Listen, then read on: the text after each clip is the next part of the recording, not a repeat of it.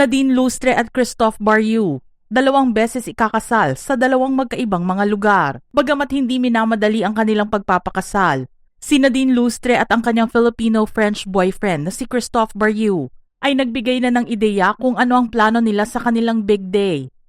Sa isang media conference nitong July 2026 para sa seryeng Love Siargao, ibinahagi ni Nadine na kung sakaling ikasal sila, dalawang magkaibang seremonya ang kanilang gagawin upang bigyang halaga ang kani-kanilang kultura at ang kanilang pinagsamahang buhay.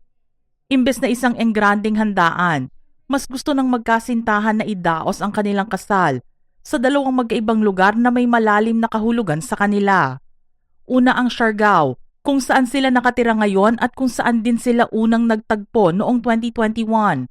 Pangarap ni Nadine ang isang simple at intimate na beach o lakeside wedding kasama ang malalapit na kaibigan, nasusundan ng isang chill party. Ikalawa naman ng France, ang native land ni Christophe.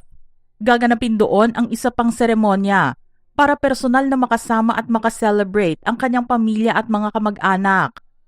Sa kabila ng pagkakaroon ng malinaw na plano para sa kanilang pagdiriwang, binigyang diin ni Nadine na hindi muna dapat asahan ng publiko ang kanilang kasal sa kasalukuyan. Inihayag ni Nadine na wala pa silang konkretong petsa para sa kasal at binigyang diin na hindi sila nagmamadaling lumagay sa tahimik. Matapos ang isang kontrobersyal na hiwalayan sa showbiz, nagtungo si Nadine Lustre sa Siargao noong July 2021 para sa isang bagong simula. Doon niya nakilala ang Filipino-French resort owner na si Christophe Barriou. At dahil hindi nito alam ang kanyang kasikatan, nakabuo sila ng isang tapat at simpleng koneksyon, malayo sa mata ng publiko.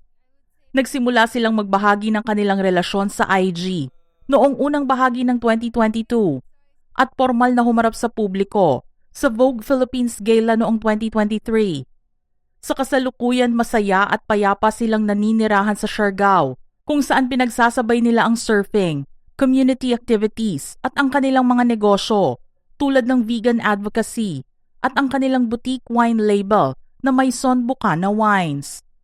Hindi lang sa pag-arte nakatutok si Nadine dahil aktibo rin siya sa musika, pagnenegosyo at mga creative collaborations.